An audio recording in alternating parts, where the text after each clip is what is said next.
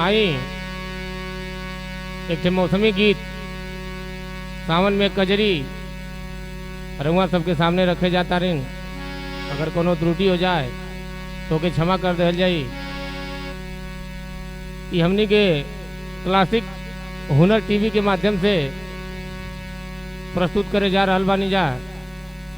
अगर अच्छा लगे तो लाइक कमेंट और सब्सक्राइब जरूर करें।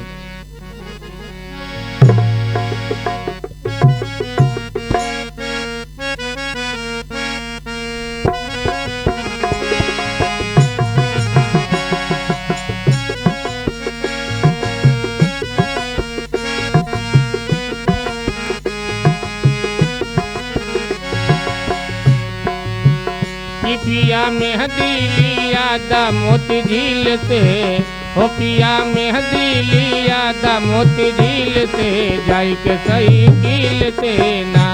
पिया मेहंदी लिया दा मोती झील से, जाई के सही कील से ना।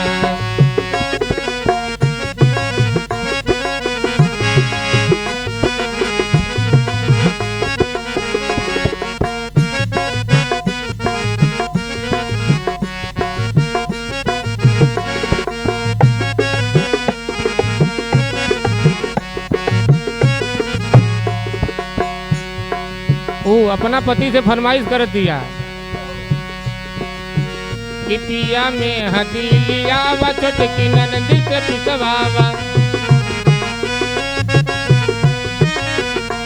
पिया में हदी लिया वा छोटकी ननदी से पिसवावा, छोटकी ननदी से पिसवावा, छोटकी ननदी से पिसवावा।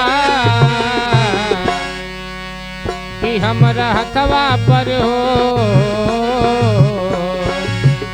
हमरा हथवा पर रखदा कांटा कील से, जाई के सही कील से ना। पिया मेहंदी लिया दा मोती झील से, जाई के सही कील से ना।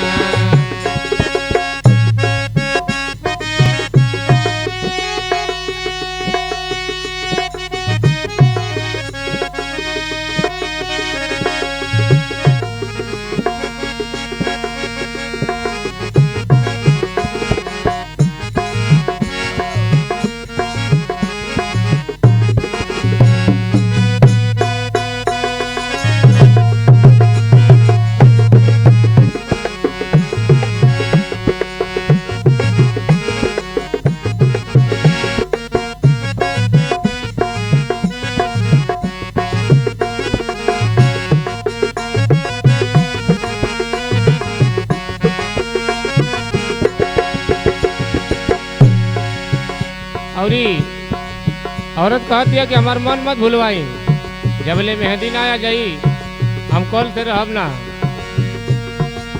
कि हमार मन ना लुभावा, पिया मेहंदी लियावा।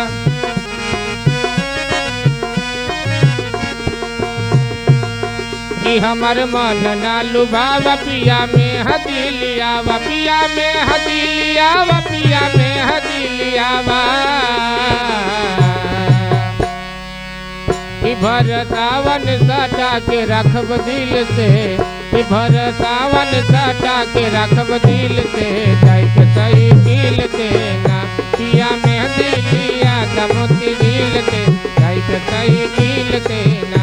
पिया मेहंदी लिया दा मोती झील से, जाई के सही कील से ना। पिया मेहंदी लिया दा मोती झील से, जाई के सही कील से ना। पिया मेहंदी लिया दा मोती झील से, सही कील से ना। पिया मेहंदी लिया दा मोती झील से, सही